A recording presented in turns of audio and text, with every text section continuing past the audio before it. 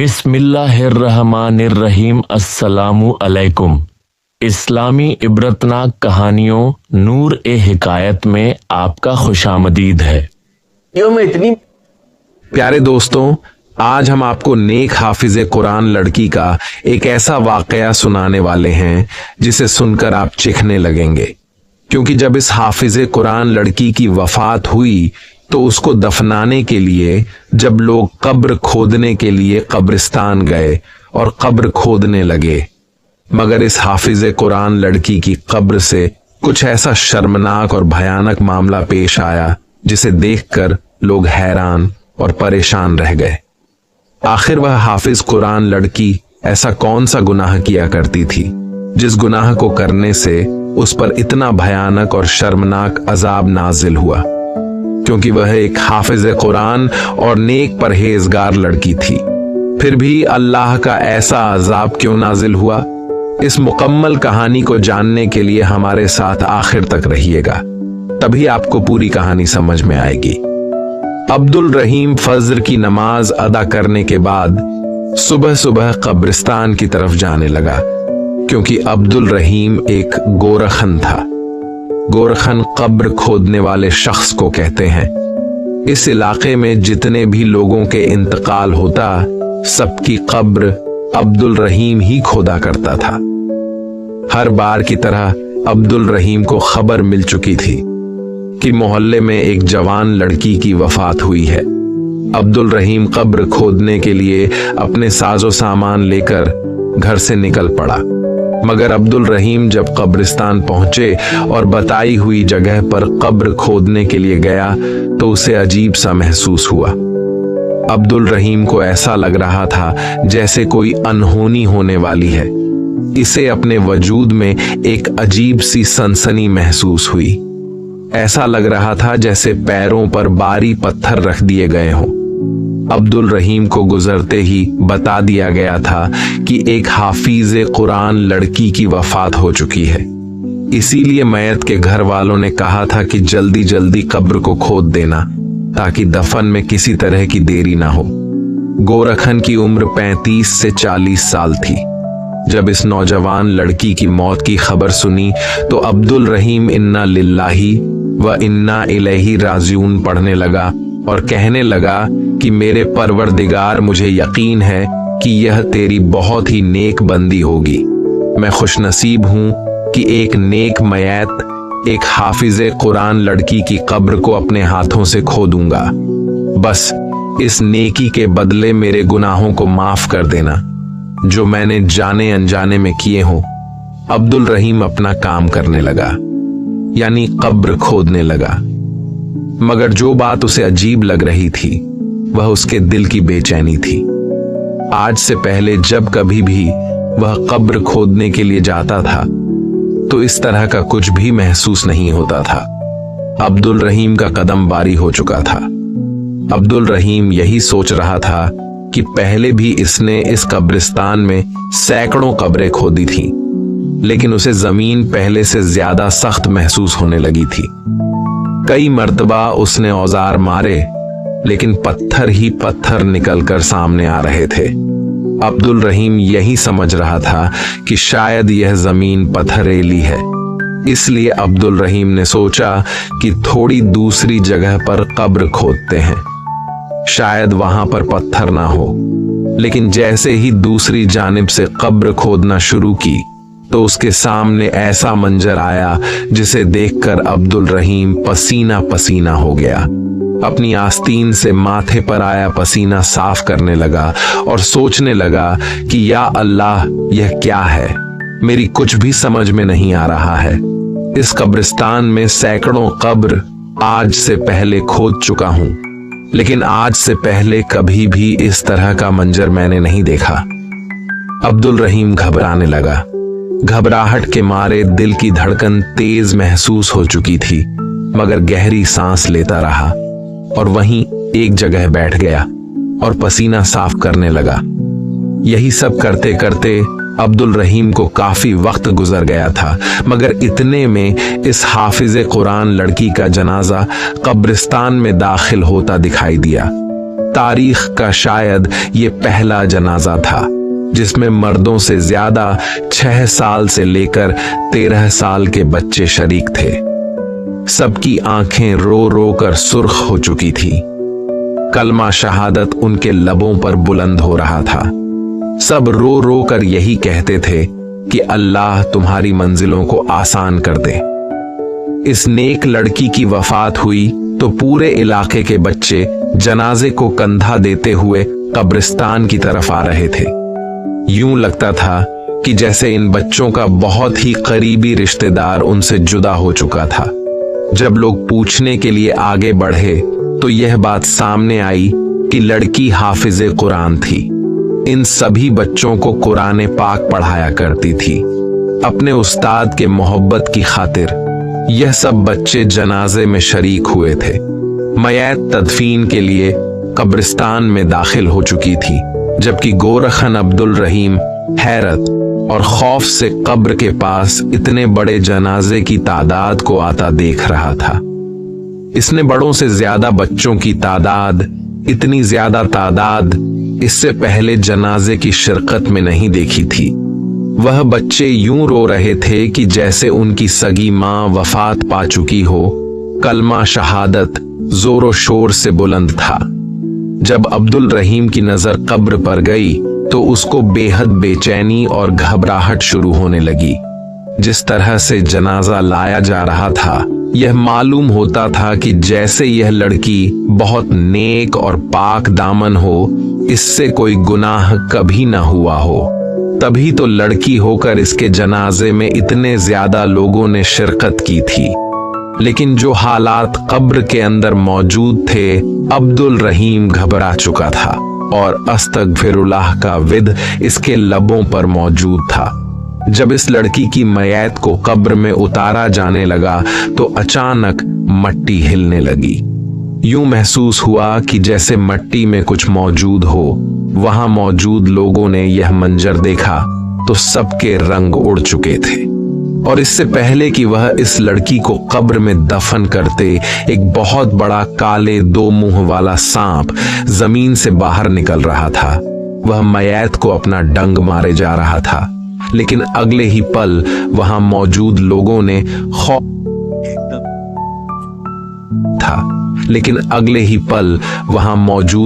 ने खौफ से चिल्लाते हुए मयत को कब्र से ऊपर की जानिब खींच लिया। सांप इस कब्र में ही घूम रहा था। कब्र से सांप और बिच्छू निकलते देखकर वहां पर खड़े लोगों की चीख निकल गई और आसपास के लोगों में भी यह बात फैल गई। लोग कहने लगे कि यह देखो, कब्र से सांप निकल आया और अस्तगफिरुल्लाह, मगर यह तो हाफिजे कुरान थी, इसकी कब्र में सांप कैसे निकल सकता है। यह लड़की तो कई बच्चों को और बच्चियों को कुरान पाक पढ़ाती थी, दीनी तालीम दिया करती थी। इससे ऐसी कौन सी कोताही और गुनाह हो गया जो इसकी कब्र से इतना बड़ा काले रंग का सांप और बिच्छू निकल आए। लोग तरह तरह की बातें करने लगे थे। जनाजे में आए हुए लोग कब्र से दूर हटकर खड़े हो चुके थे। कोई भी कब्र के करीब जाने को तैयार नहीं था और ना ही इसको उठाकर कोई भी कब्र में दफनाने को तैयार था। अब्दुल रहीम से कहा जाने लगा कि तुम एक नई कब्र तैयार करो। अब्दुल रहीम ने लोगों के कहने पर दूसरी कब्र को खोदना शुरू कर दिया। लेकिन दूसरी कब्र खोदते ही वहीं भयानक मंजर देखने को मिला। वहां पर भी बहुत ज्यादा सांप और बिच्छू तादाद में मौजूद थे। जब यह मंजर वहां पर मौजूद 2 आदमियों ने देखा, जिनके बच्चे इस हाफिजे कुरान लड़की के पास ही दीनी तालीम हासिल करने जाया करते थे, यह सब मामला देखकर लोग एक बहुत बड़े आलिम की खिदमत में हाजिर हो गए। आलिम साहब अपने खानकाह यानी कि अपने हुजरे में आराम फरमा रहे थे। यह वक्त उनके आराम का तो नहीं था, लेकिन अक्सर अपनी तबीयत को खराब महसूस करते हुए थोड़ी देर के लिए आराम के लिए वक्त निकाल लिया करते थे। अल्लाह के बहुत ही नेक और परहेजगार बुजुर्ग थे और बहुत बड़े आलिम दीन थे। उनके गांव में किसी किस्म का कोई भी मुश्किल या कोई हादसा भी पेश आता या किसी भी किस्म की कोई भी परेशानी होती तो तमाम गांव वाले उनके पास आ जाया करते थे। वह बुजुर्ग पूरी पूरी रात अल्लाह की इबादत में मसरूफ रहते, पूरा पूरा दिन रोजे में गुजार देते। इनकी नेक नामी पूरे गांव में मशहूर थी, इसलिए वह दोनों आदमी जल्दी से भागते हुए मस्जिद में दाखिल हुए। जब उन्होंने दो आदमियों को मस्जिद में दाखिल होते हुए देखा तो फौरन उठकर बैठ गए और उनको यूं घबराया हुआ देखकर खुद भी परेशान हो गए और पूछने लगे कि क्या माजरा है। वह जो कुछ अपनी आंखों से देखकर आए थे सब कुछ आलिम साहब को बता दिया।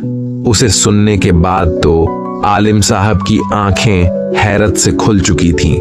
वह बुजुर्ग यह सब सुनकर अस्तगफिरुल्लाह कहने लगे।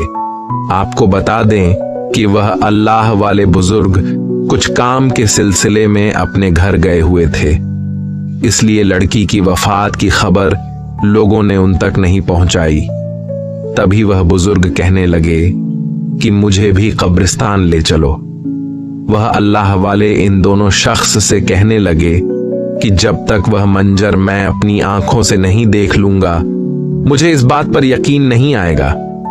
जैसे ही वह इस कब्रिस्तान में पहुंचे लोगों की काफी भीड़ जमा थी, मगर इस अल्लाह वाले को आता देखकर लोग जल्दी जल्दी रास्ता खाली कर रहे थे। आलिम साहब दिल ही दिल में दरूद पाक पढ़ रहे थे। वह सोच रहे थे कि अल्लाह खैर करें, आखिर ये क्या हुआ है। आलिम साहब ने एक नजर लड़की की मय्यत पर डाली और दूसरी तरफ वहां पर मौजूद खड़े लोगों की जानिब डाली। एक तरफ बच्चे खड़े हुए थे, कोई भी मय्यत के करीब नहीं जा रहा था। आलिम साहब ने जब कब्र में जाकर देखा तो उनका वजूद कांप चुका था। एक शख्स आगे बढ़ा और आलिम साहब की खिदमत में सलाम पेश किया, फिर कहने लगा कि मेरी जिंदगी आप पर फिदा हो। मैं आपसे अर्ज करना चाहता हूं, पहले इस लड़की की कब्र पर पत्थर और कंकर निकलते रहे जो वजूद में चुभने वाले थे। दूसरी मर्तबा जब कब्र खोदी गई तो कब्र में काले रंग का बहुत बड़ा सांप निकल आया, जिसे देखकर सभी लोग डर चुके थे। फौरन इस लड़की की कब्र को दूसरी जगह खोदा गया। जब कब्र को खोदा गया तो वही माजरा वहां पर भी देखने को मिला। हर कब्र में सांप और बिच्छू ही निकलते रहे। मौलाना साहब अपनी आंखें बंद करके पीछे हट चुके थे, क्योंकि उस वक्त कब्र में बहुत बड़ा यानी काले रंग का सांप मौजूद था और कब्र की दीवारों से मट्टी हिलती महसूस हो रही थी कि जैसे बिच्छू दीवार में से निकल रहे हों और बाहर आने को तड़प रहे हों। आलिम साहब यह मंजर देखकर घबरा गए। अल्लाह वाले की आंखों में आंसू आ गए। वह बुलंद आवाज में अल्लाह का जिक्र करना शुरू कर दिया। वहां पर मौजूद मजमा हाफिजे कुरान लड़की की जिंदगी के मामलात आलिम साहब को बताए जा रहे थे। मय्यत यूं ही कब्रिस्तान में पड़ी हुई थी। अगले ही पल आलिम साहब ने कहा कि इस लड़की की मय्यत को मस्जिद में ले जाया जाए। लोग सरगोशियां कर रहे थे, आखिर यह क्या मामला है। ऐसा कौन सा गुनाह था जो यह लड़की किया करती थी जो अल्लाह ताला ने इस पर यह अजाब नाजिल कर दिया। मय्यत को मस्जिद में मुंतकिल कर दिया गया और इसके साथ साथ एक बहुत बड़ा मजमा भी मस्जिद में आ चुका था। लोग तरह तरह की बातें कर रहे थे। वहां पर मौजूद जितने भी लोग मौजूद थे हर एक अपनी कहानी सुना रहा था।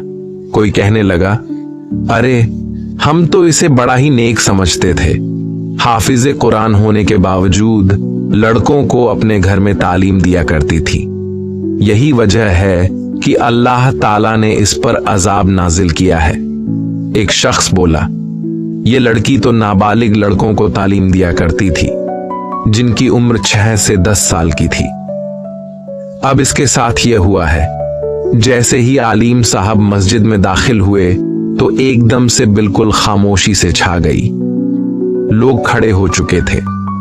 मय्यत को किसी हकीम औरत के सुपुर्द कर दिया गया और कहा गया कि इस लड़की के पूरे जिस्म की जांच पड़ताल की जाए और देखा जाए कि ऐसा कौन सा गुनाह किया करती थी यह लड़की जो इसके साथ ऐसा हुआ है। बहरहाल लोगों ने यह सोचना शुरू कर दिया कि अब लड़की की मयत कब्र में दफनाया भी जाएगी या नहीं। जो कुछ इसके साथ हो रहा है, ऐसा लगता है कि यह बहुत ज्यादा गुनहगार है, तभी तो जमीन ने भी इसको कबूल नहीं किया। आलिम साहब ने कहा कि खामोश हो जाओ अल्लाह के हुजूर। कौन कितना मुकाम रखता है, कौन कितना गुनहगार है, यह तो वही बेहतर जानता है। यह सुनते ही सब लोग खामोश हो चुके थे, लेकिन दिल ही दिल में तो सभी के दिमाग में यह बात घूम रही थी कि आखिर बिच्छू और सांप एक हाफिजे कुरान लड़की की कब्र से कैसे निकल सकते हैं। और तभी आलिम साहब ने सब लोगों को बुलाया और कहा कि जितने भी बच्चे इस लड़की के पास कुरान पाक पढ़ने जाया करते थे, इन सबको यहां बुलाया जाए। मैं सबसे कुछ पूछना चाहता हूं। तभी सब बच्चे मस्जिद में मौजूद थे। मौलाना साहब आगे बढ़े, बच्चों से बड़े ही प्यार से सवाल करने लगे, क्या तुम्हारी हाफिजे कुरान बाजी तुम पर कभी हाथ उठाया करती थी या शक्ति बरता करती थी? यह सुनकर सब बच्चे खामोश हो चुके थे। फिर कहने लगे कि ऐसा कुछ भी नहीं है, वह बहुत ही अच्छी लड़की थी। हमने तो पहला हर्फ ही उनके पास आकर सीखा। उन्होंने कभी भी किसी बच्चे के साथ सख्ती नहीं की और ना ही कभी किसी बच्चे को मारा था। सभी बच्चों का अमल भी यही था। बच्चे भी अपने चेहरों पर मुतमिन दिखाई दे रहे थे। आलिम साहब ने सवाल किया, इस लड़की के घर में कोई और फर्द मौजूद है? तो 2 आदमी वहां पर आए और बताने लगे कि आलिम साहब इसके घर में तो सिवाय इसके और वहां पर कोई नहीं रहता। इसके माँ बाप का इंतकाल हो चुका है, वह अकेली रहती थी। ना जाने तन्हाई में इसने ऐसा कौन सा गुनाह कर दिया जो अल्लाह पाक ने अजाब की सूरत में इसकी कब्र में सांप और बिच्छू ही बिच्छू कर दिया। आलिम साहब बेहाल हो चुके थे। एक तो लड़की ऐसी थी कि जिसके किरदार पर एक भी दाग दिखाई नहीं देता। सभी लोग उनकी इज्जत भी कर रहे थे और उसकी तारीफ करते भी नहीं थकते थे, लेकिन अब इसके मरने के बाद इसकी बुराई कर रहे थे। आलिम साहब खामोशी से अपने हुजरे में गए और 2 रकात नमाज अदा करने लगे। फिर नमाज अदा करने के बाद दुआ के लिए दोनों हाथ बुलंद किए कि ऐ मेरे परवरदिगार, तू कुल कायनात के मालिक हैं। आलिम साहब अल्लाह के हुजूर इस कदर रोए कि उनका चेहरा मुबारक आंसुओं से भर गया, दाढ़ी भी भीग चुकी थी। फिर सवाल करने लगे कि मेरे मालिक, आज से पहले मैंने तेरी जात को हाजिरो नाजिरो जानकर हर फैसला किया है, आज भी मेरी मदद फरमा। इस लड़की ने ऐसा कौन सा गुनाह कर दिया है जो जमीन इसको कबूल करने को तैयार नहीं है। रो रो कर उनका बुरा हाल हो चुका था। बार बार सोच रहे थे कि क्या मामला है। इसके घर में सिर्फ यह तन्हा रहती थी। सारा दिन लड़कियों और लड़कों को दीनी तालीम दिया करती थी। आलिम साहब परेशानी में मुब्तला हो चुके थे। कुछ बच्चों का तो यह भी कहना था कि हमारी उस्ताद 5 वक्त की नमाज पढ़ती थी, किसी भी वक्त को जाया नहीं करती थी। आखिर इतनी नेक लड़की, इसकी कब्र में सांप और बिच्छू, यह एक अनोखा सा वाकया था। Looking for a strategy that balances growth opportunities and stability? Here are 4 reasons why you might consider the Bajaj. सांप और बिच्छू, यह एक अनोखा सा वाकया था क्योंकि आलिम साहब ने अपनी जिंदगी में आज से पहले ऐसा मामला कभी नहीं देखा था। इस लड़की के घर में तो कोई मौजूद भी नहीं था, लेकिन फिर भी जब सवाल जवाब किए गए तो यह सब सामने आया कि इस लड़की की एक बहुत ही पक्की सहेली थी, जिससे यह अपनी हर बात, अपना हर राज जाहिर किया करती थी। आलिम साहब ने कहा कि इसकी सहेली को बुलाओ। एक आदमी बोला कि वह लड़की तो कई माह पहले ही इलाका छोड़कर जा चुकी है। लोगों का कहना था कि दोनों सहेलियों में किसी बात पर अनबन हो चुकी थी और यूं ही वह किसी बात पर नाराज होकर इस गांव को छोड़कर चली गई। आलिम साहब को हैरत हुई यकीनन कुछ तो राज था इसके पीछे जो इसकी सहेली को मालूम है। इसलिए मौलाना साहब ने फौरन 2 आदमियों को दूसरे गांव जाने के लिए रवाना कर दिया और कहा कि इसकी सहेली को लेकर आओ। फिर वहां पर ही वही हकीम औरत आई जिसके हवाले हाफिज कुरान लड़की की मैयत को दिया गया था। वह थोड़ी घबराई हुई थी। मस्जिद के बाहर आलिम साहब से मिली तो आलिम साहब ने उसको देखा तो माथे पर बल पड़ गए। सवाल करने लगे कि बताएं आपने इस लड़की के वजूद पर क्या जांच पड़ताल की है। कुछ मालूम हुआ। वह कहने लगी कि आलिम साहब, यह लड़की तो बहुत ही नेक और पाक दामन है। मुझे इसके किरदार से बाल बराबर भी शक नहीं हुआ। यह सब कुछ सुनकर आलिम साहब खामोश हो चुके थे कि अगर यह लड़की पाक दामन थी और इससे कोई गुनाह भी नहीं हुआ तो फिर आखिर क्या वजह थी कि यह सब कुछ हो रहा था। हकीकत तो तभी मालूम हो सकती थी जब उसकी सहेली यहां पर आ जाए। अब तो वही थी जो अपने मुंह से बोलकर हकीकत बता सकती थी।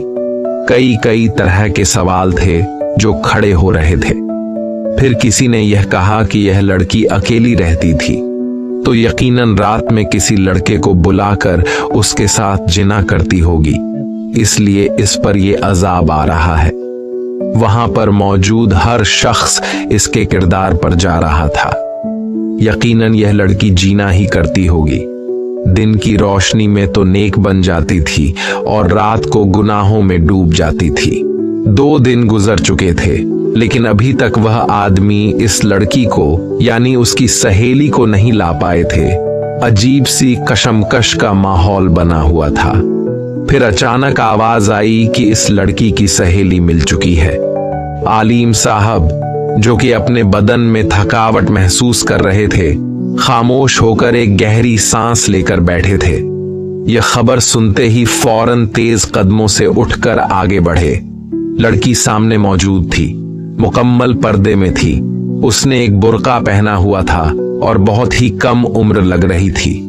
लड़की आलिम साहब को देखकर रोने लगी और कहने लगी, मुझे तो अंदाजा ही नहीं था कि मेरी सहेली के साथ क्या मामला पेश आया है।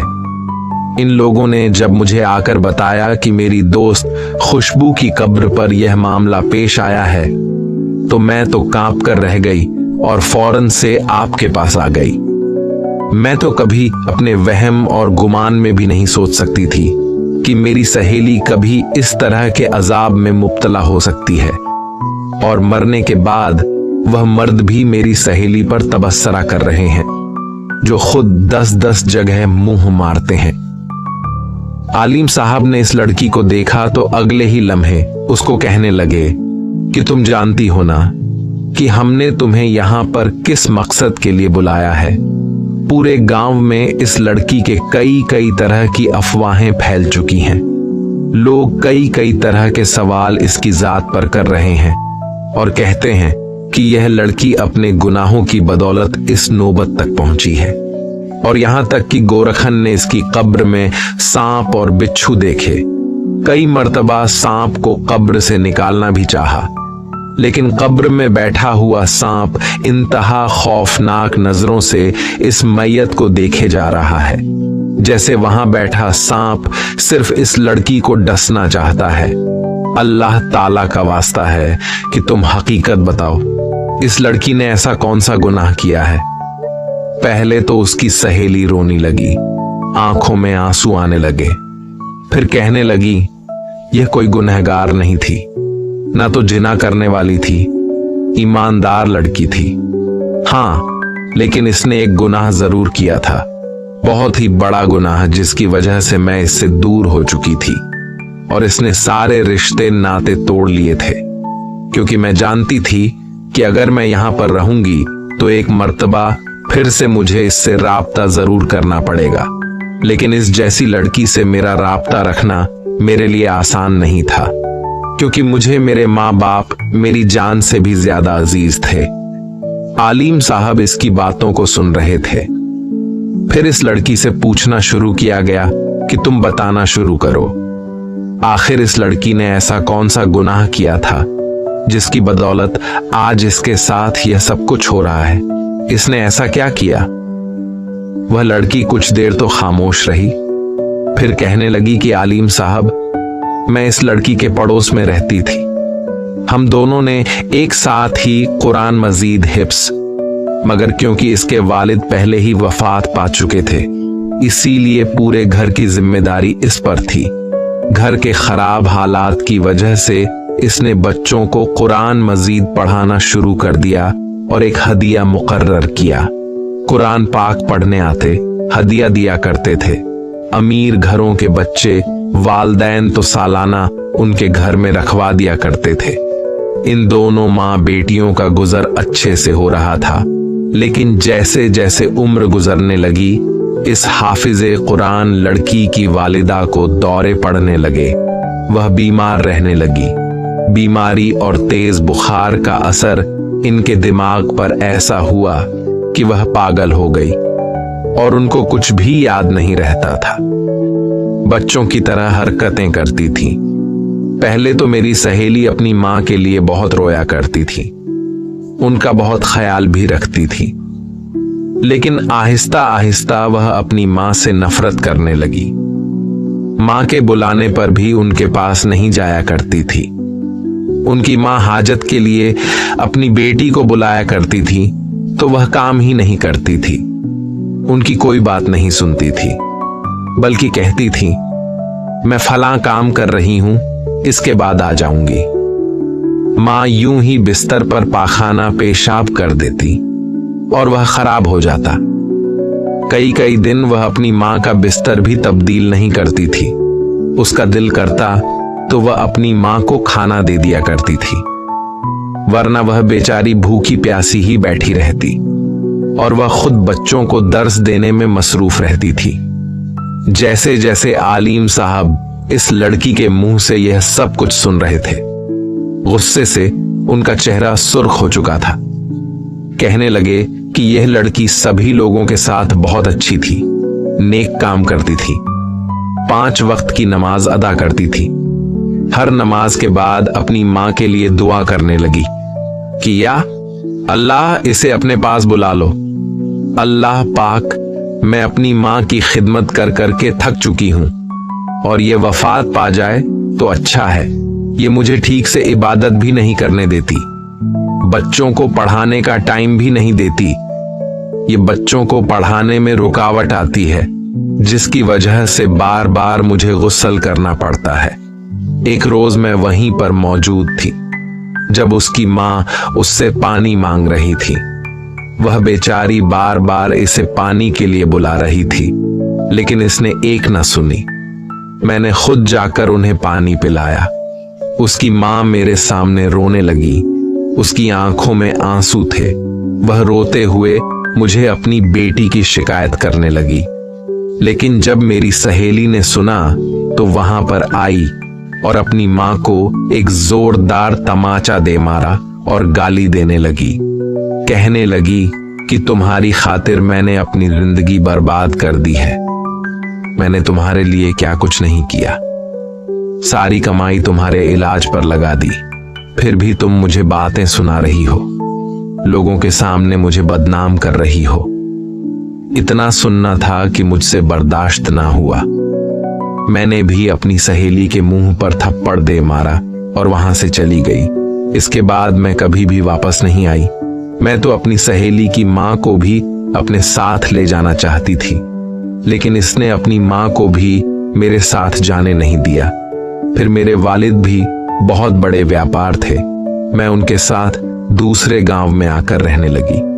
मेरे जाने के बाद इसकी वालिदा का इंतकाल हो गया और वह वक्त गुजरता रहा।